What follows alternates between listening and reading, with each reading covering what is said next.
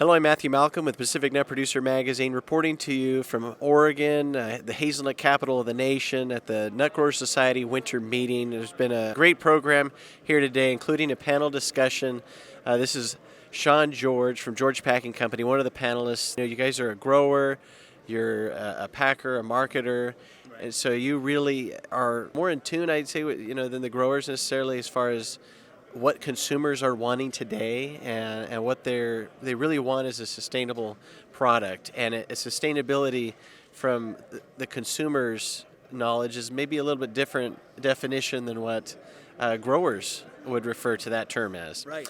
But helping to bridge that gap, you guys have invested quite a bit these last recent years in investing in some new practices that are hoping will be successful and that other growers will be willing to adopt. So I guess you're putting your money where your mouth is. Can you tell us about some of those practices and how that's fared so far? Sure. Okay, so thank you, Matthew.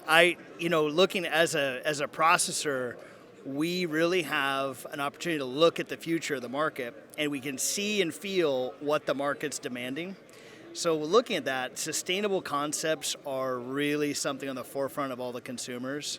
So when we look into the future here, we're looking and saying, what can we do to differentiate our crop for the consumers in a positive way, market that, get that done as a farm entity, and then market that to the consumer. So we've really taken our 1,000-acre farm, and we are the biggest packer in the industry, but we thought, we better be able to create the exact model in which we can market that's not going to be expensive for farmers, but something that the consumer can grab a hold of and be interested in wanting to buy our crop for a higher price. Or even if it's new generations that we could maybe lure in as a consumer because of the unique things we're doing in hazelnuts. So one of the things we've done is we've started to grind up the hazelnut shells, and we found that the shell is like a little microbiology hotel.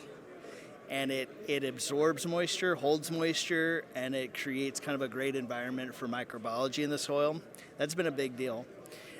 We've also done lacewing releases with a drone. So we've actually, on all 1,000 acres, we released green lacewing, insect that goes after aphid. And it's been a fantastic result. And we also do a lot of mating disruption, and we're a proponent of that. Also trap and kill. So we're doing a combination hybrid. Trap and kill. Trap and kill is when you set up a trap or a lure of some kind, and then you kill your target pest. Mm-hmm. So we're using that this coming year to even better our program. Right, rather than just spraying pesticides all over the place, it's something that brings it to where you want it, rather than anything just possibly getting on the nuts. That's right. So the idea is, this is going to be our second year without any insecticides at all on our farm. We've reduced our herbicides by 90%, and our average cost of farming has not increased, even though we've made all these sustainable objectives. We have done that staying within our budget. It's been a great experiment, and I think we're going to be able to create a template for all farmers to kind of model after. We'll have to make some adjustments, but definitely we're on the right track. Yeah, I heard you also investing in some rodent control techniques with like owl boxes or bat habitat things, or what right. Can you tell us about that? Okay, so a little bit on the experimental side, we've put in bat boxes strategically around our fields to try to lure in the big brown bat. Mm-hmm. And the bats will go after moths, which is really our big pest, is the filbert moth. We've also done raptor nests. Mm-hmm. So we're trying to create a habitat for raptors and hawks to go after squirrels. Mm-hmm. So a little bit of experiment. We'll see what happens there. But we've definitely been creating habitat. Again, it's a few dollars an acre average. We've been doing these projects. But our entire sustainable budget is around $200 an acre total, but we've been able to reduce some conventional farming budget items, so where we're within $50 of conventional per acre, which I think is a pretty good success. I think that's definitely makes it worth looking into for other farmers when we consider that, as we've seen in recent years, the costs of certain inputs, fertilizer, pesticides, not only do we want to use as least as possible because it costs money, but sometimes those costs inflate with economic circumstances. So, but the costs of some of these alternatives that you've implemented on the farm, well, that's something that's not going to necessarily you're going to have problems with economically. Sure. So, but having the same a solid result on the farm and success and that's a big deal. So, I mean, what of the things that you shared today, what would you say is probably you're sold on the most that you're ready to recommend all farmers to do?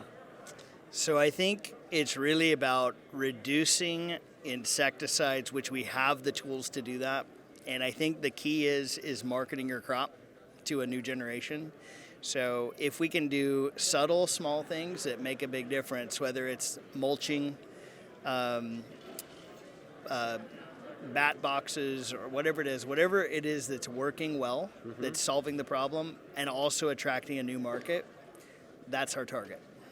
So taking this back to this narrative back to the consumers, so they gain more of an interest in supporting, the hazelnuts and consuming. Correct. So at a higher price, like you said. So great. Well, thank you, Sean. We look forward to hearing more about those practices and how they work out economically and spread throughout the industry. Read more about these things in Pacific Nut Producer Magazine at Matthew Malcolm, PacificNutProducer.com.